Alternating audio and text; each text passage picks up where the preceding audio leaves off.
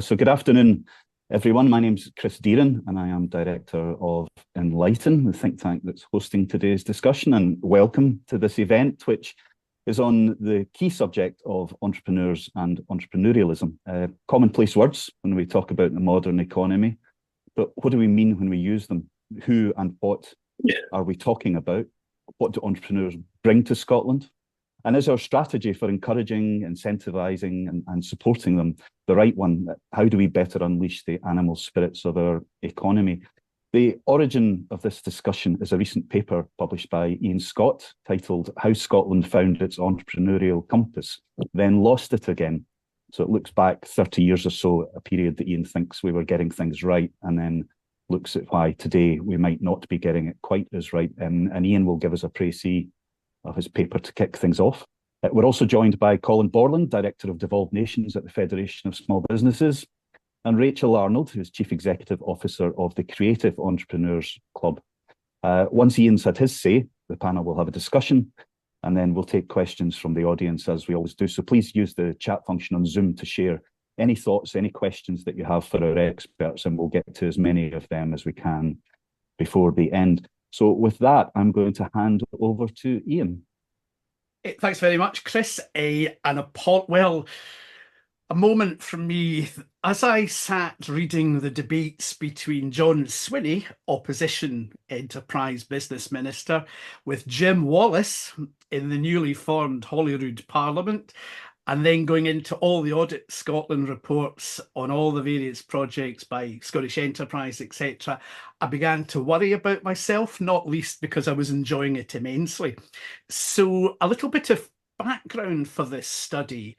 It goes back to 1991, and I had actually I'd cashed my pension in to start a business some years earlier, and then ended up being fascinated by how and why people start businesses. So this was an opportunity to go back into my kind of historian roots and look at what was a really important moment in Scottish economic development and history. So 1991, you've still got Ravenscraig. You've got no Scottish Parliament. You've got Brian Adams in the charts with Everything I Do for You, I Do for 16 weeks. Thatcher, braces, dark times. But that's when Crawford Beveridge returned to Scotland to set up the newly formed Scottish Enterprise National. 13 local enterprise companies formed exactly at the same time. And Beveridge returns and he asks a pretty profound question, which is, where's all the new businesses? Now, he'd come from California, which was absolutely booming with entrepreneurship and new business creation. And he was really genuinely focused on this question. He was told, we don't do new firm formation, Mr. Beveridge. The weather's too bad in Scotland. We do inward investment and we hit the big winners. So he kind of pinned that down and said, to quote, for some years, perhaps decades, we in Scotland have been aware that as a nation we seem to have lost some of that entrepreneurial drive for which the Scots were once famed. It is apparent that we have a fundamental problem. That problem can be traced back to a simple lack of companies in Scotland. And it is an economic fact. Any country with no new firm formation booming stagnates. Beveridge really wasn't interested in unicorns, venture capital, just good solid firm formation, people having a go. And that led to 1991, a massive piece of study called the Business Birth Rate Inquiry, looking at the culture of Scotland, attitudes to entrepreneurship, a whole host of things, which then led to a very pioneering business birth rate strategy launched in 1993. And when you look back at that, it was doing stuff we are talking about doing today. So let's just kind of pull out some of the key things. This was about getting more people to start businesses. Bear in mind, we had west of Scotland dominated by shipbuilding, steel, etc. So there's a lot of culture of employee, but not entrepreneurship. And the focus was on widening the base, looking at helping women, working class Scots, young people, improving the business environment by getting businesses to work with each other, talk to each other, making finance more accessible and appropriate, and most importantly, unlocking potential. And it could have said entrepreneurship isn't for the chosen few, it's for everyone. And that's really important because Scotland was really behind in the new firm formation. One of the things they did, and this is useful to highlight, was they set up the personal enterprise shows. And the personal enterprise shows attracted thousands of people. The research had indicated that 1% of the adult Scottish population was committed to starting a business, but it was 4% in the southeast of England. 15% were enthusiastic but lacking ideas, and 38% had potential but weren't motivated to do anything about it. So this was a broad sweep engagement, educational and pioneering programme written up by the World Bank, written up by the OECD, written up in many books, and people were really excited to see where Scotland would be 10 years later with all of this. And in 1995, Scotland was declared Scotland's Year of the Entrepreneur.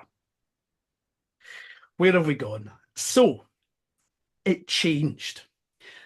A variety of things happened. Bear in mind, this was an initiative that was set up by an independent agency in the sense of it was, put up by the government, the Conservative government actually, to take things forward for economic development in Scotland. In the change, what happened was, and what I've been tracking is how it's moved from that pretty broad denim-based approach for everybody into something that started to shift to targets, focus, and key priorities, rather like the fashion industry. So in the 2000s, out goes the business birth rate strategy, and in comes Smart Successful Scotland. This was the way ahead, pioneered by Robert Crawford, the new Chief Executive of Scottish Enterprise, and Wendy Alexander, the then Business and Enterprise Minister. And it was a strategy, with shoulder pads. It wasn't a focus on helping anyone start a business. Emphasis shifted to high growth companies in key sectors. And that's the beginning of the shift from helping anyone to shifting into helping specifics. The basis for this approach was Professor David Storey, a pioneer in the field of small business creation, but also a bit of a Nietzschean, a bit of a man who was into the enterprise master race. And Storey had a line, question in one of his books, should we fund someone in a deprived inner city area to start a business as a form of employment? And he went, no, they'll fail. Far better to focus your resources on a man, probably, with an education from a university, sitting and living in a wealthy suburb. That's the winners of the future. Now, Storey viewed entrepreneurship not as entrepreneurship, but as a proxy for job creation. And that's the idea that's been coming through again and again. We help focus people start businesses that employ people. So, oh, by the way, later on, remind me about Broughty Ferry Man, Chris, because that sums up all of this. So Storey saw entrepreneurship and new firm formation as the driver of employment. It's wrong, doesn't work. So from this point on, Scotland doesn't lose its entrepreneurial compass. It hands it over to a room full of consultants. Pick winners, the right ones, and preferably ones that create jobs and look good on the international stage. After Beveridge's departure, the various chief executives brought in the new fashion line. Robert Crawford, Smart Successful Scotland, growth nodes, concentrate on success, avoid the messy social inclusion stuff. Beveridge had interestingly said, if we have failed Drumchapel and Easterhouse, we've failed what we set out to do with SE. Crawford said, we can't get involved in this stuff. It's too complicated. Let's focus on the big winners, and the hinterlands, quote, will benefit. When he left, in comes Jack Perry. The local enterprise companies close, the localism is gone, and the focus is only on firms with the best potential. In a later interview, he said, after his departure, stop wasting money in small business loans and focus on the big hitters. I think that was about 2,000 businesses that they were focusing on. You then have the follow-on with Lena Wilson, kind of more of the same, a bit more stable. And then a really interesting point. In comes Steve Dunlop, new chief executive, and in comes the then cabinet secretary for economy, Derek Mackay. And that's bringing back the flares. I think somewhere, yeah, I've got it here because this is useful. Quote from, where is it? I'll come back to it later on. But it was a fundamental shift back to the basics of what economic development was about. Helping people start businesses, helping people grow their business, helping people get jobs, all of these kind of things.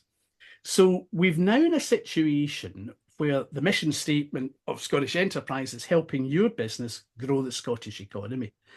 Fed that into ChatGPT, and out came a lovely 1950s Soviet poster of people in the glens doing all their stuff. But all the stuff about the earlier stuff, helping people, helping local economies, helping people make the most of themselves, helping businesses grow in the way they wanted, has completely and utterly gone. And new firm formation has gone completely out of mainstream economic fashion. The prevailing line within Scotland at the minute from those formulating it is, we have to pick the winners of the future. So where are we now? We've got more agencies than ever. SOCI are doing a very different job, actually working within the community, so it's different. But we still got 3 agencies, plus Skills Development Scotland, plus Creative Scotland, plus X++. There's a chief entrepreneur. There's a tech scaler programme, which is an interesting thing, £46 million, but funded by the Scottish Government, not coming from the SE High SOCI network. This is somewhat odd. You've got pathways, you've got missions, you've got playbooks, and in 2025, we're sending people to Estonia to see how they did it, how they do it, as opposed to then coming to us. The fashion might be different, but the result's the same. We're spending more and helping fewer and on the wrong things. And also, the world's changed. You can get Wix to write a business plan for you. Instagram can help you turn your great idea at 11 in the morning into something you can sell globally before. Yet we've got institutions with many staff and a £300 million a year budget delivering strategies, not wealth creation. So what do we do? Well, there's a few fundamental questions. It's not about have we got the support. This is not about the support network. This is about helping people make the most of themselves. These are people who have given their all to start a business. Are we helping them in the way that suits them? Are we speaking to them? That's a question that's up for debate. So the questions I would ask are, what's the role of government? Is it to deliver or is it to enable? What's the role of these agencies? Scottish Enterprise was set up for post-industrial decline. We've got a different set of challenges and opportunities. Have we now got Victorian plumbing for the era of fibre optic? It's a thought. And what problems do they solve and what opportunities can we help people grasp? But most importantly, when did we decide it's acceptable to funnel millions into potential high growth firms while telling 95% of people they're not worth the investment? And when I put the original material out, that was the most striking thing that came back in the feedback. People coming back saying, oh, this explains why we were not worthy of support. We didn't fit the sector. We didn't fit the target. The target being turnover and job creation and high growth. So we've got some opportunities. Let's go back to first principles. Not nostalgia, principles. Support anyone, not in a centralized way, but in an enabling way. We do know that the public sector is displacing the voluntary and third and private sector now. You can get support from all around the world. And people are now using TikTok, Shopify, WhatsApp. That whole business startup process has changed dramatically. So we've got to start in, understanding digital has displaced a lot of things. The biggest thing of the lot is We're no longer speaking to people who want to make their lives better, make their communities better by earning their own living. We're ignoring that. It's high-level strategies designed by people who don't connect with people on the ground. And the result is we're failing. There's absolutely no doubt about that. We need to start this conversation again. But most of all, it can't be a little clique. It has to be people out there who say, what do you want? What do you want to help us? And actually, the truth of the matter is, most of the people that I've interviewed as part of this, running businesses, starting business, said, just talk to us and help us make the connections. They don't want to be sold a program. They don't want to be sold X, Y, and Z. They don't want to be sold a toolkit. They just want a chance to chat. The key principles of the personal enterprise shown in the business birth rate strategy were simple. Self-help, getting out of the way, learning networks. The Entrepreneurs Exchange was created to bring businesses together to speak to each other and learn and help each other. That principle has vanished in something much more vague. On the ground stuff does work. It's cheaper. You get more bang for your buck. But sadly, you can't stand up and announce it and make a big shiny announcement. And also, if you move to that, there's some good stuff going on with ecosystem building, but you have to address the fundamental question.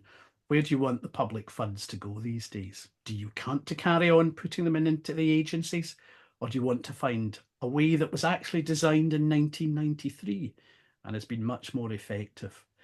So I'm kind of optimistic because I'm an entrepreneur and I'll always be optimistic, but I'm also quite pessimistic because I don't see an appetite for change. And what will happen is what I saw happening in London, in England, when I was doing work in the most deprived areas, very simple. Blackpool, Bradford, all of these places, all of the places that are voting reform, falling in for populism, have been left behind because the money and the resources has focused on the big, shiny winners.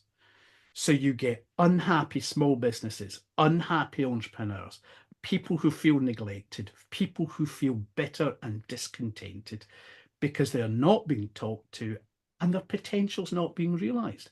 And they're being put at a disadvantage because so much money is being shifted into what started into the 2000s, the winners of the future. Really? Over to you, folks. Thanks very much, Ian. That was fascinating. I'd like to come to Colin next on the basis, Colin, that the businesses that Ian's talking about who maybe are feeling left out, unconsulted, undervalued, are by the very nature of your organisation, your kind of members.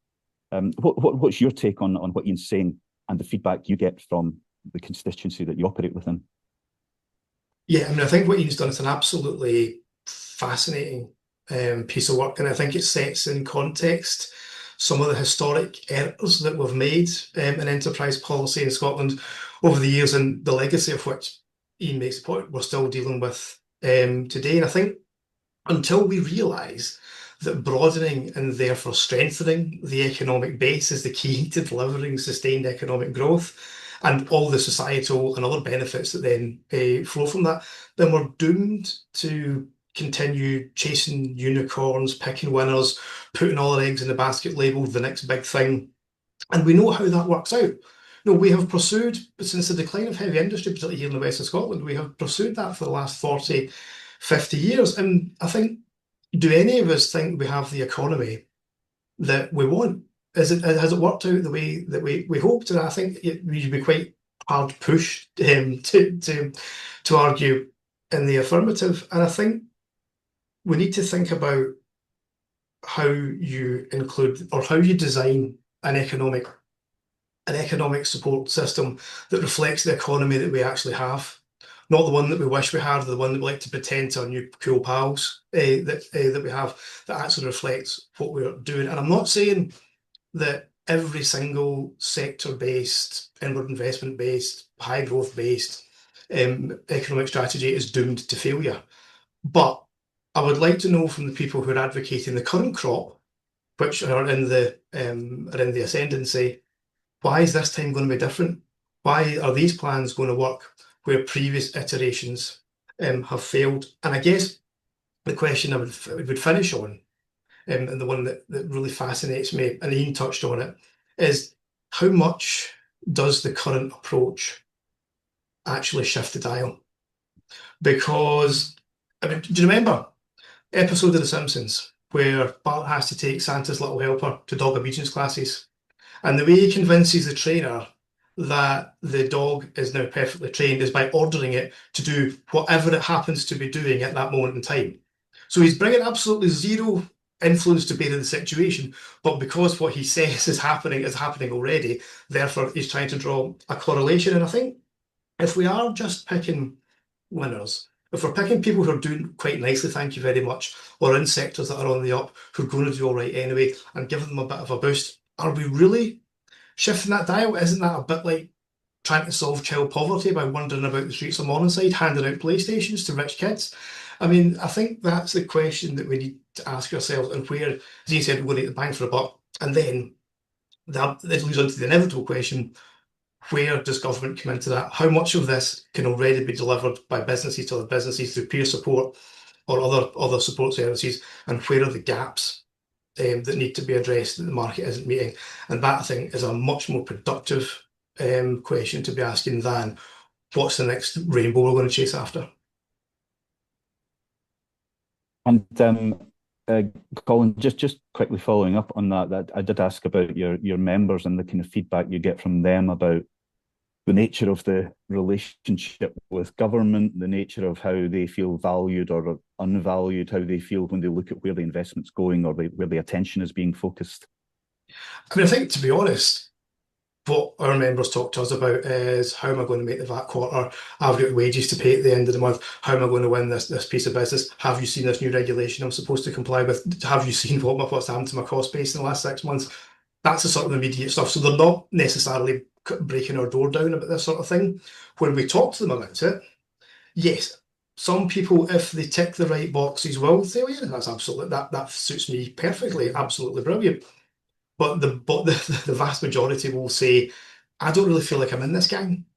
I don't really feel, when I see an industrial strategy that's based on all these cool, exciting sectors, when I see people talking about, robotariums and that sort of thing, jolly important as all that is, and I'm not deriding it at all, but they don't feel part of it. They don't feel that they're part of this mission to grow the economy. And in truth, the reality, if you look where we're setting up business, if you look at who we're employing, if you look at where we're employed, the sort of sectors that we're in, having modest growth across even, say, a quarter of those 358,000 businesses in Scotland is a very dictionary definition of sustainable economic growth. And but to not include them in that conversation and not see them as part of the solution, frankly, is baffling. But full credit to Ian, whose paper has put some of those decisions in a bit of context. Thanks very much, Colin. Rachel, I wonder if I could ask, just to start, the creative sector is a phrase that you hear. I wonder how aware people are of what that actually means in practice. Could you just explain to us what we're talking about when we talk about the creative sector? What are the parameters of it, the scale, etc.? Yeah, for sure. I mean, to be honest though, Chris, I'm not a fan of definitions. And that's one of the challenges that we've got around all of the stuff that we're talking about. We always want to define it as a thing so that we can best understand it. The DCMS breakdown, if you like, of the creative industries that I'm involved in, there's 16 different sectors within the creative industries. And that includes digital, it includes publishing, TV, film, radio, drama, dance, music, visual arts, all the others, whatever the other ones are. Now, I don't mean to miss anybody out. If there's anybody in the room that wants to throw in the other 9 I've missed out, perhaps, then feel free to do so. The point, though, about the creative industries is that it can't be boxed up, and the creative industries itself, calling it that, is really been problematic for a whole range of different reasons. For me and the Creative Entrepreneurs Club and what we do, it is more important to focus in on the people rather than the sector. So it's more important to focus on the people who are creating the music, who are creating the content, who are writing the books, who are making the films, who are producing the festivals, all of the entrepreneurial activity that happens that then results in a creative endeavour. And I think that's one of the parts, and I'm delighted that Ian has written this paper because it started to highlight some of the, yes, so some of the historic decisions that have been made, but it also highlights some of the snobbery we've got around entrepreneurship. Because for the people that I work with and the creative entrepreneurs that I'm engaged with, and I would class myself as a creative entrepreneur, we do it to be entrepreneurial. We do it to create wealth. We do it to create innovations. We do it to create opportunities. We don't necessarily do it to create jobs. It's part of our DNA. It's who we are. It's what we do. And in the last 5 years, particularly since pandemic, we've consumed creative activities like never before. And the creative industries, just to use the definition, is the only sector we have that is in continual growth the whole time. It's just going up and up and up. And where I'm based in the Northeast, for example, the creative industries is worth more than tourism, fisheries, and agriculture combined as a sector. But in the economic plan, which I saw it fleeted past me, and to be honest, I could be bored reading it, is one line that says to create more jobs in the creative industries. That's the attention that it got. So, you know, when we kind of talk about the businesses that are winners, and that's who we're going to pick, that just makes me laugh because we've got no concept really of how creative entrepreneurs make their money in particular. We've got no concept of what the new money is that's coming into the country and the way it's swimming around. We don't really want to value people who are global from day one and they're sitting in their garden office in the middle of forest doing a kind of global business and they're working all over the world at 11 o'clock at night, because we're not counting them in the same way. We're not counting that data. And I think there's, you know, my experience of all of this type of stuff is that entrepreneurship is okay as long as you're the right entrepreneur. And I'm not the right entrepreneur at times. And the people that I work with in the creative sector and in the purpose-driven business sector are not the right types of entrepreneur. You know, when you look at what goes on elsewhere in the world, I mean, Ian mentioned TechScaler, for example, which is currently today is the right kind of entrepreneur if you're in the tech business. I actually run a tech business. The Creative Entrepreneurs Club is a tech business, but it's not considered that. And I'm going to be controversial and say it's not considered that because I'm female, and because it's a network and because it's a social business. Those three things preclude it. And they keep, although I'm part of that world and part of that scene, that TechScaler scene, the first three things about being female, about being a socially motivated business, and about being a network leave me out of being part of that picking winners, shiny new button space. But the tech sector in Scotland's worth about 6.8 billion. That's not insignificant. The creative industry sector, though, taking out digital and tech, is worth 5.7 billion. But we're nowhere considered in any of that space at all. Doesn't get the same recognition, support. So I think we're in a really fascinating place because, you know, we're going to have to be more human than we've ever been before. And for me, entrepreneurship is a human endeavor. And we're going to have to really think carefully about the money that we make and the money that we want to make. And we're going to really be, I think, in a difficult position constantly if we think we're picking winners, but we're 3, 4, 5 years behind the curve. And for me, Scotland needs to get back on the creative entrepreneurial innovation bus. We're really good at solutions. We're really good at critical thinking. We're really good at selling ourselves out with Scotland. But within Scotland, we're too scared to fail and we're too scared to succeed. So this moment is just littered with the messy middle. Mediocrity is just kicking about in this middle where we're not punching either one. And we're leading in things that we don't even acknowledge. We've got more social businesses in Scotland coming through the floor than we've ever had before. We are leading in so many different creative and new business ways that because it's freelancers, because it's small, one micro businesses, we just don't acknowledge it. And I'll just finish by saying, like, out of the 4,200 members we've got, probably in the region of 60% are medium to higher rate taxpayers. If that was a business in its own right, we'd be falling over ourselves to be creating that, to be acknowledging that, to be supporting that, to be doing something with that. But because the majority of freelancers, and they're considered just part of a system, we don't even count them, we're missing huge, huge opportunities. And we're falling behind Estonia, we're falling behind France, we're falling behind Wales, we're falling behind a whole range of different countries because we just quite frankly can't get our shit together.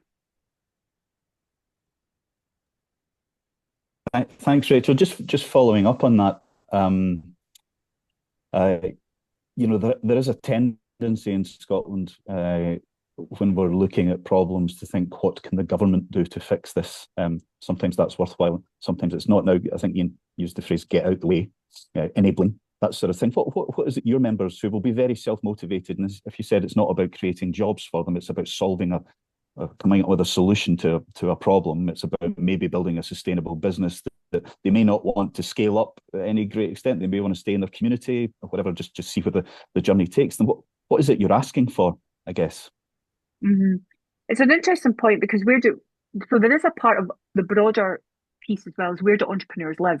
So we always focus on the central belt usually.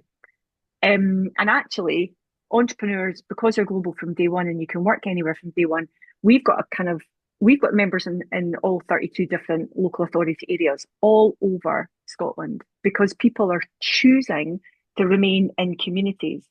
In other industries, you kind of trade up, don't you? You get one office and then you kind of grow out of that office. You might move to another location and move to another location. You're always trading up. In the world that I'm in, the creative industries, there's no need to trade up because you're expanding in your own right. And so people will be in Dumfries and they'll stay in Dumfries. They won't need to travel to anywhere else. So what people need is connectivity.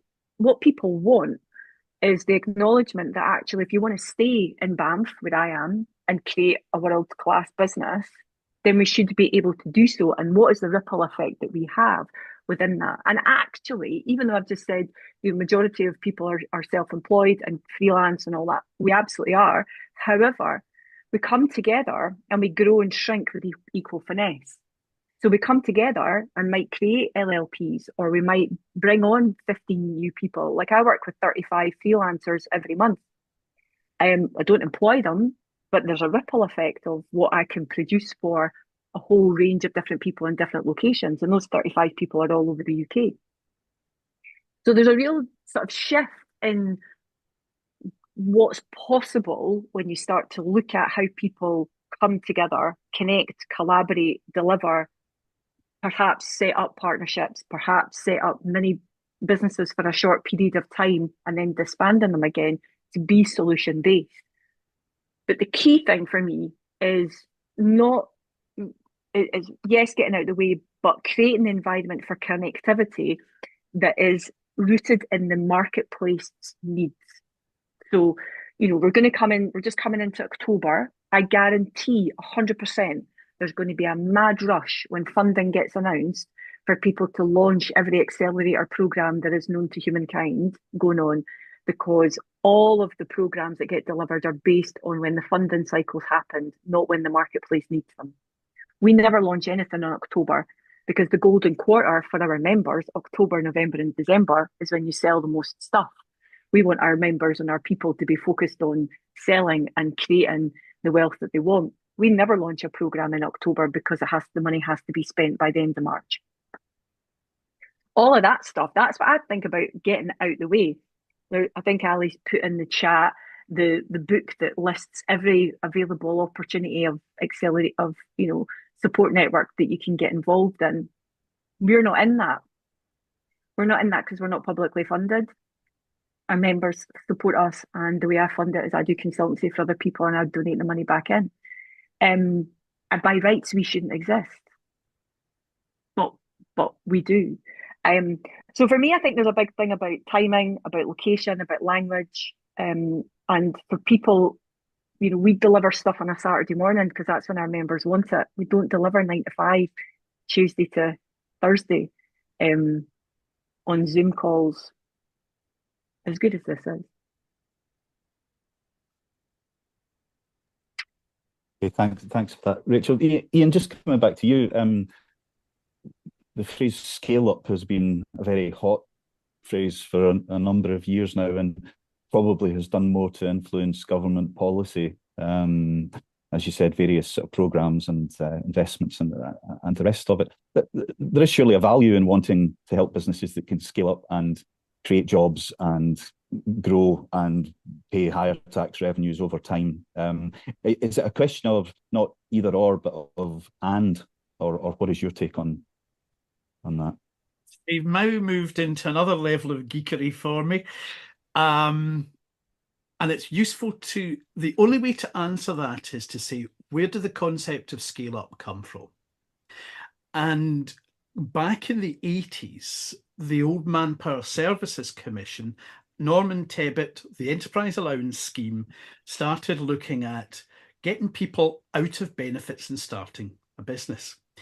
But because of the story work, this idea that a business's role is to create employment has stayed with us.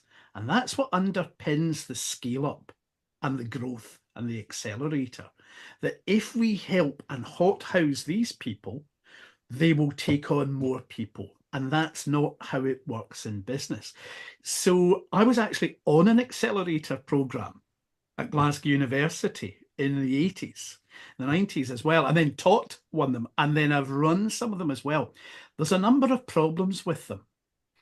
First of all, you can't have a scale up unless you have a volume of startup. And one of the things that's consistently happens is the first accelerator, the first scale up does really well because it attracts the people that are ready for it. But because there is no investment in the pipeline and getting people ready, you then scrape the bottom of the barrel to fill the spaces to get people in. So that's one of the key things that happens to a lot of accelerator programs. The second thing is there's a real problem with accelerator and scale up, which is that you're learning your craft. How can you possibly go from being a graduate, some people can do it, or starting the business, to then taking on 40 people within the first 3 years? I actually did it. And it damn near killed me, and it was the wrong thing for me. So I've been through the process. But what we do know from looking at all the evidence of all these programs are, first one, great, there's an appetite for it, there's people ready for it. Next, the flow begins to diminish. And the time Glasgow University were running their programs, they were struggling to fill the spaces. And because they'd got the money, they had to fill it. Scale up is fashionable. I did actually wonder who benefited. And really, the only people I thought that benefited were the lawyers, the financiers, and all the people that were doing deals. Because scale-ups are fundamentally about doing deals. And there was one really interesting moment. My neighbour I was chatting to works for BlackRock out in America. And I was talking to her about finance in Scotland and scale-ups. And she just said, oh, there's not enough money here. There's not enough businesses. You're wasting your time over here. It's far too hard. She said, I'm dealing with people out in Mulholland Drive or wherever it is. And she said, deals are being done every half hour. And there's vast quantities of money. And we're focusing on the money going into the wrong things, coming back to Colin's point, which is, why does Scotland have to be a scale-up country? Why can't we just help people grow their businesses and make wealth?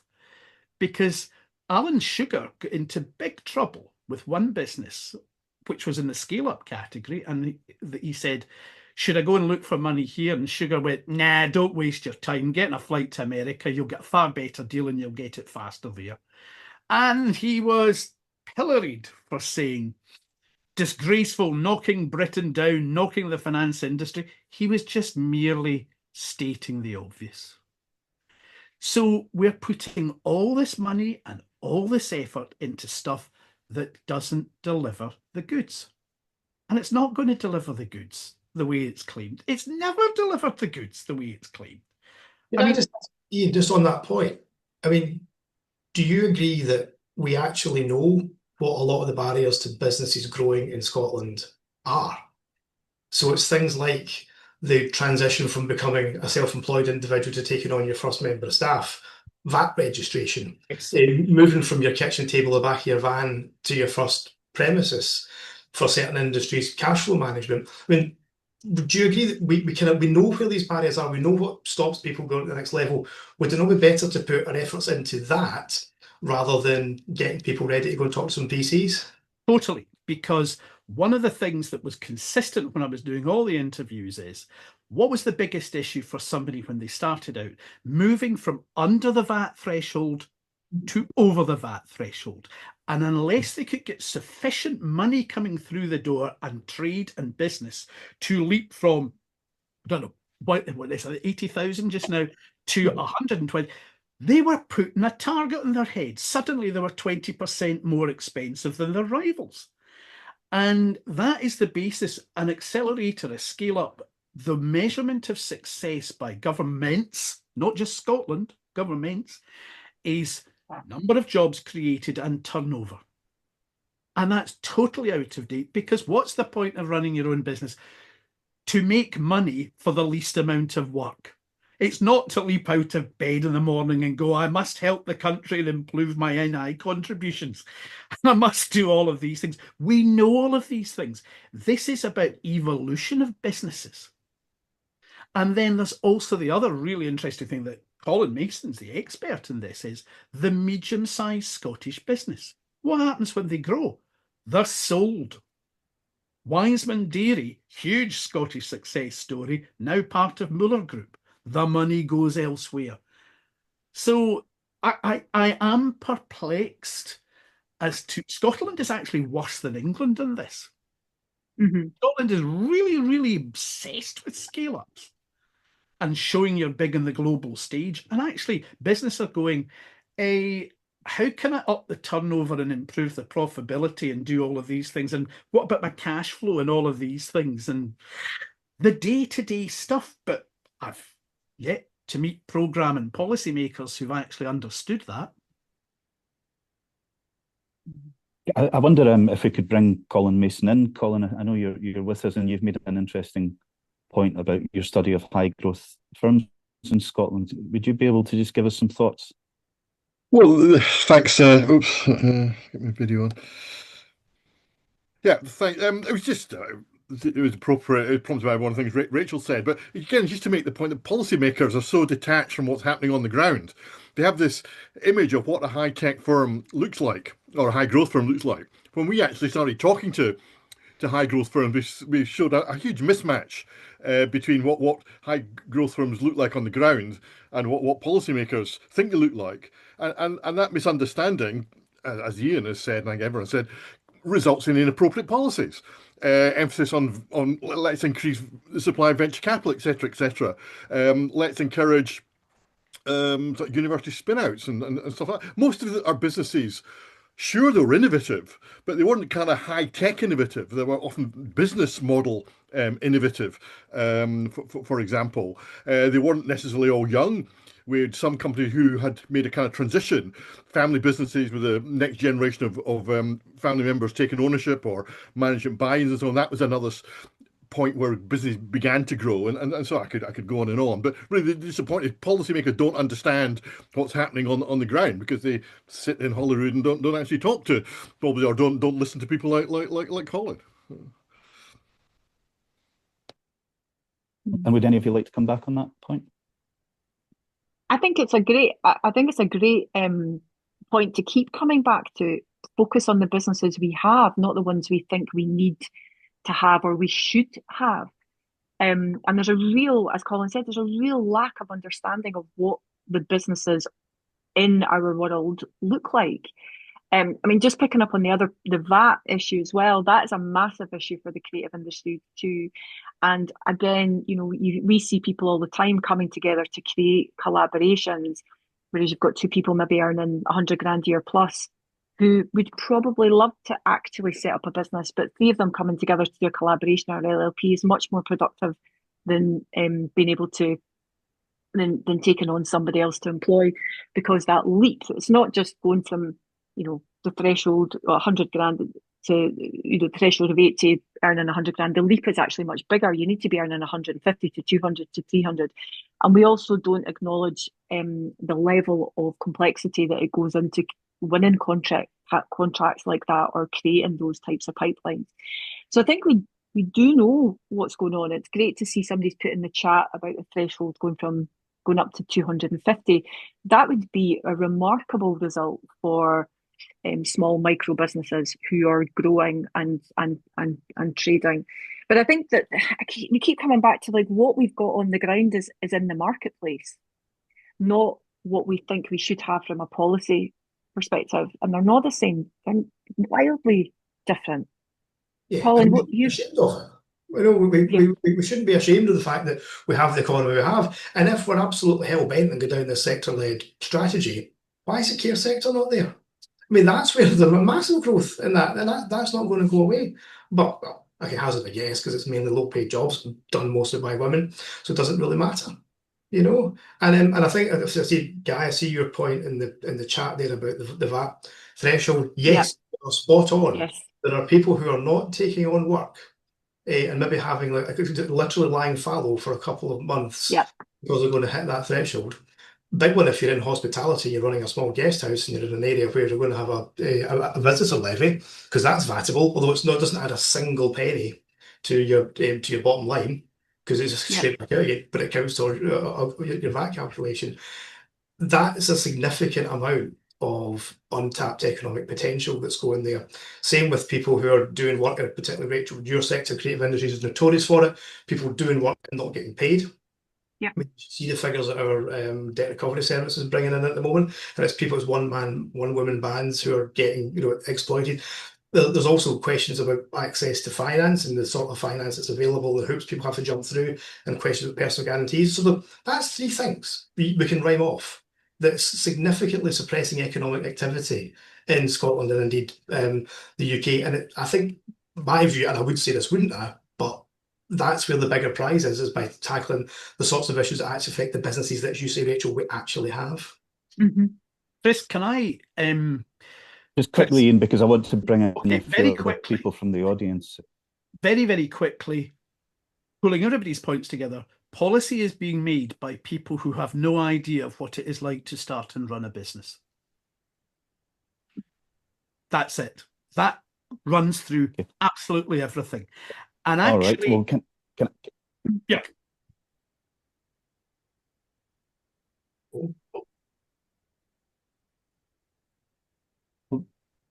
Yeah. Sorry. Okay. I'd like to bring in Mike Weatherspoon from Scottish National Investment Bank. I see you've got your hand up, Mike. Yeah, thanks, Chris. Sorry, there were just a couple of things there that I found it difficult to sort of let go without sort of comment.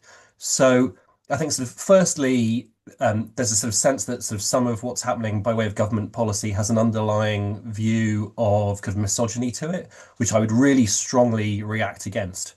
The recently appointed Scottish entrepreneurial advisor is Anna Stewart, herself a successful exit entrepreneur, angel investor, and has devoted a lot of her personal time to helping kind of grow entrepreneurialism amongst female-founded businesses. And that is part of an extremely strong network of support for female-led businesses. While I'm at the Scottish National Investment Bank at the moment, I also used to work for RBS, and certainly never grew to the dizzy heights of in any way being able to speak for them. But I did work in their business banking area for a while, and between that and my experience at the Scottish National Investment Bank, and I think to sort of echo some of this call, I would say, if you are someone that provides finance into the business community, whatever finance you provide, you're damned for what you do and you're damned for what you don't do. One person's investment in a sort of normal kind of business that's just looking to grow a little bit is another person's backing of mediocrity. When you're looking at economic development, you can either sort of pick where do you want to focus that and develop expertise in certain areas, or you can be sort of generalist. And if we were looking to say, well, let's back where our historic strengths as Scotland's economy have been, we would back energy, we would back financial and professional services, and we would back food and drink, because they probably account for 60-70% of the economy. Is kind of But would the Scottish taxpayer, would the Scottish voter be what you would expect economic policy be to focus at those areas? One of the things that we talked about here a little bit, and certainly from the Scottish National Investment Bank, we hear a lot, we experience a lot, is that the kind of accelerator, incubator, startup network is really complicated. I would totally agree with that. I find that thing that was posted in, which I've seen before, is kind of breathtaking. Well, it says, look at the equivalent ones of those for Silicon Valley, for Bangalore, for Estonia. We are simplicity itself in comparison to some of the other geographies that are really well known for having sort of high productivity ecosystems. And in terms of why has there been this sort of focus on scale up? I mean, there's been quite a lot of analysis, and I saw the link. I haven't had a chance to click through it yet, but that suggests that if you're looking at the businesses that drive significant economic growth in an economy, it is the businesses that have scaled up. Now, whether economic growth is the thing that you're after or not, what's the purpose of your economic development policy is a separate question. And I totally get the point. Kind of, do we want to be doing more to support the person going from one person to two people? Do we want to make it easier to go from not running a business to running a business? But I don't see those as mutually exclusive things that economic policy should be able to achieve. And if you detect a slight note of frustration in my voice, and I can only apologise for that, I did find the comparison of the way that investment from the public sector goes into businesses as like handing PlayStations out to the children in Morningside is extremely offensive. And if you look at the businesses, certainly that we've backed, look at the businesses in the high growth partnership, potential scheme that Scottish Enterprise run, these are people who are sweating blood and tears trying to do new and difficult things. If it is difficult to sell something that you've already got, and you sort of to build a business that's already kind of been in existence, it is significantly harder to get a business off the ground if you've come up with something new that nobody in the planet has ever bought before, but could be the start of something new. So it's a really complicated world. I think it is extremely easy to be hindsightful about it. I think the question in any one given moment is what's the best thing we can do now? I don't think anybody who works in the world of economic development, be that public sector or private sector, would say that everything's perfect at the moment. Of course it's not. I think lots of things that are done and are not done are hotly debated. Do I think that everything is wrong? No. And I think the picture that's being painted here feels a bit glass half empty for me. I see lots of really exciting businesses coming through in new and emerging sectors in which Scotland absolutely has got some of the most globally strong intellectual property around which we could build great businesses, and we should be proud of that. Yeah. Can I come in? Thank you for making it. Good to have that challenge. Good to have that challenge, Rachel. I think it's good. I think it's great. I think it's good to have the challenge, and I think this is exactly why we should be having these types of conversations on a much more regular basis. I do want to pick up on the point around female entrepreneurship, though, and I do want to pick up. I know Anna well. I'm involved in all of the support that goes around moving forward and changing the dial for female entrepreneurship, and I've been involved in it for many years. We do have a system that is not built for diversity, and we have a system and a structure that doesn't fully engage people. And I think that there is a big problem to come back to say that there is not misogyny in the system, because it absolutely is. Now, that is something that we can work through, we can challenge, and myself and others, and I'm sure there's many people as well on the call that have been pushing for this for decades. And there are improvements, and having Anna in post is a great improvement. But there's still a massive amount of work to do, and there is still a huge amount of opportunity that is unrealised because the structures stop people from moving forward because they're not embracing diversity enough. So I think it's great that we have these conversations, and I'm all up for those challenges. But my experience and my truth is real, and there are barriers to participation. And I'm sure if you asked any of the female-led and supported structures that are out there that are trying to do the same thing, they would all say the same. And in fact, I know they do, because we all talk about it all of the time. And I think that we need to have more of these types of conversations to put all of these challenges on the table and come up with productive and supportive routes forward, so that it's actually ebbing and flowing in the way that our economy is, the way that our marketplace is, the way that our society is. But currently, our structures do not support the diversity of our nation. And I think that is a massive, massive issue. Chris, can I just make Ian, a quick point? Just before you come in, well, I was going to say that I'll give you the last word, and you can sort of sum up for us and come back on some of that. I would just like to bring in Angus MacDonald, the Liberal Democrat MP, who has been making the point about VAT. Angus, are you with us? So thanks for letting me in. I came to see Chris about 2 years ago to discuss increasing the VAT threshold from 90,000 to 250,000. There are 3.1 million sole traders in the UK, and if you call a plumber, just for the sake of this, a sole trader, our people in trades are getting on a bit.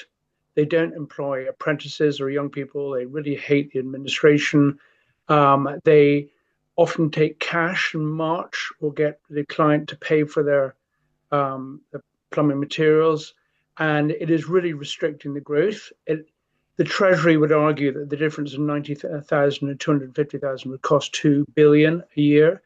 And I would argue that there'll be a lot more people paying national insurance, a bit of corporation tax, and a lot less people who are not academically gifted, like myself, who could then work for these sole traders.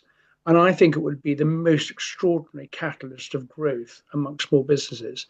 And I've been to see Colin's colleagues in the FSB and ICAEW, and I spoke to Rain at the CBI this week about it, and it is a really big push of mine. And the more of you guys who can write about it, tell people about it, speak to your MP, if we want growth in the country, this is the easiest way I can think of getting it.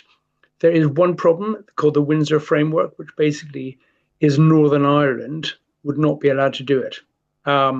And that is a bit of an issue. And also, we would be far the highest throughout Europe, but technically we can do it. There's no reason why not to. But I think if we want to release companies and really show some real growth in the UK, that would be quite an easy way to do it. For that, Angus. Well, back to you, Ian. Any reflections on that? Sorry, just before Ian, can I just very quickly come back, Chris, just very specifically on the PlayStation comment? I mean, I think I deliberately phrased it as a question, because I think it is a question about if what you're doing is looking at businesses that are doing well in a sector that's expanding, and then we're giving them money to do things we would have done anyway. Where is the greater value? Or is it doing where we know there are genuine blocks and blockers to a much larger number of people in similar circumstances? Is that a bigger, do we get a bigger return on investment, a bigger bang for the buck? Is it better sustainably? And if we can't ask that question, I think then we unnecessarily limit ourselves in that debate. So it's purely a question about, what way do the audience, what way do the figures go? And should we, if we don't have the economy that we think we want to have, should we be trying a different track? To sum up, I'd like to thank Mike for outlining precisely why this conversation needs to take place and why I did the work. The 1993 strategy was a strategy for Scotland. There was a massive amount of consultation. There was a massive amount of going out into the community. It was not a Scottish enterprise strategy. It was a strategy for Scotland. That has moved to people speaking to each other. Mike beautifully highlighted about the benefits that are on and off. The question is, what is the role of government? That remains. Is it to enable or to deliver? Who's making the decisions for who gets the support? Who's funding all of these things? And most importantly, how much displacement is going on? And we know that we have 30, 40 years later, more agencies, more banks, different things going on, not more banks, but you get more opportunities for publicly funded programs. Why are we doing that? And I will leave you with one company that I made, amazing local gym in Glasgow. really growing, went and sought support. They were told that the fitness industry wasn't in a sector that was regarded as growth. The guy that runs it is Irish, and his response was, fuck this. Went onto the internet and found one of the top coaches in New York, and they are coached and mentored online via New York. They pay a whack for it, but they said, if we can get a cracking service from New York, why should we be humiliated in Scotland? And it's this sense of humiliation that businesses have in Scotland just now, because certain people are deciding who the winners are, and they've not got the experience and track record, and they haven't delivered. No doubt about that. I'm going to just allow Alan Connery, since he's put his hand up, it would seem rude not to ask him to just say what it is he wants to say. Alan, if you want to unmute. It's actually, yeah, thanks very much. I'm loving the conversation today. It's I'm Alan Connery, so I'm the Economic Development Service Manager at Stirling Council. So I've worked with Scottish Enterprise, I've worked for Scottish Development International, I've worked with Five Council and North Lanarkshire Council as well. And I've chaired the Slade Business Group, which is a non-remunerated group, which is sort of represents all local authority economic development departments. So I did that during the pandemic.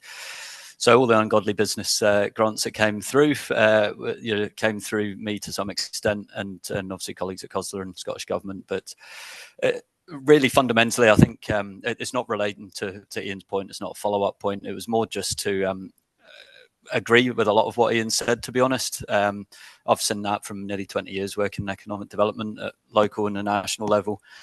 I see it fundamentally as that sort of disconnect, which Ian talked about. Not surprised by some of the, the anger and discontent amongst people at the minute, because there is just that feeling of the lack of control, the lack of confidence, and the lack of ownership amongst groups in society at the minute. And I think I'm going a lot more back to basics with economic development in Stirling about changing the entrepreneurial culture in the area. It requires getting right into P1, and we're going right into schools, and it starts right at that early stages. Because I've said it to countless leadership teams before who got the opportunity in school to be told they could run a business. There's little enterprise programs and stuff like that, but I'm talking about we've got a curriculum for excellence that doesn't really capture this sort of thing. Skills Development Scotland will say we want more meta skills, which is your confidence, your resilience, your determination, hardworking. These are all sorts of things you get from trying to run a business and things like that, which is what we're trying to do. And I think the education piece needs to go further, and it's the ability to actually run a business in school and not be afraid of the young people, and you've got to safeguard them and mollycoddle them and things like that. And it's so I did start some of that in North Lanarkshire, where it was ironically due to a budget saving, where they changed the education timetable, which actually creates a free period in the curriculum. And from that, it's like, well, we said don't do it on Friday afternoons, but they did it Friday afternoons. So unfortunately, it's Friday afternoons in North Lanarkshire.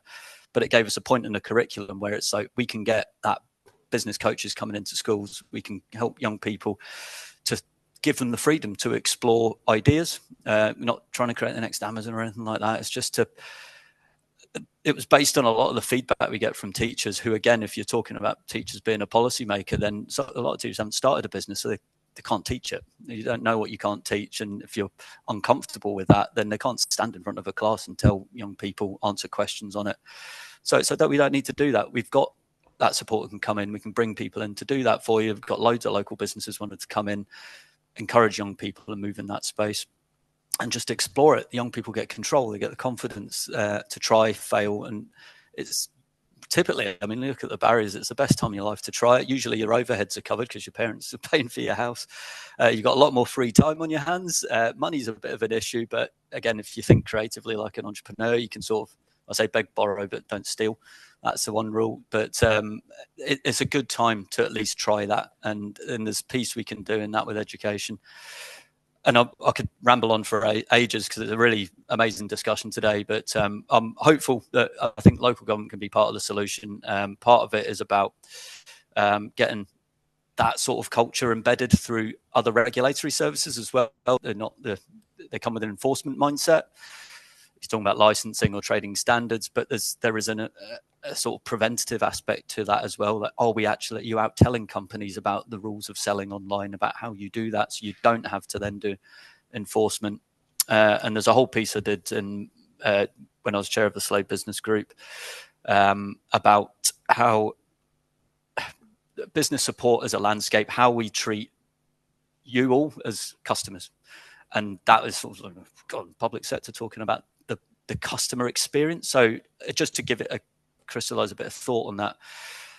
And the Estonia thing annoyed me because it was exactly what I was proposing. It needs to be led nationally. I'd started doing some of this, ironically, in North Lanarkshire because I got fed up.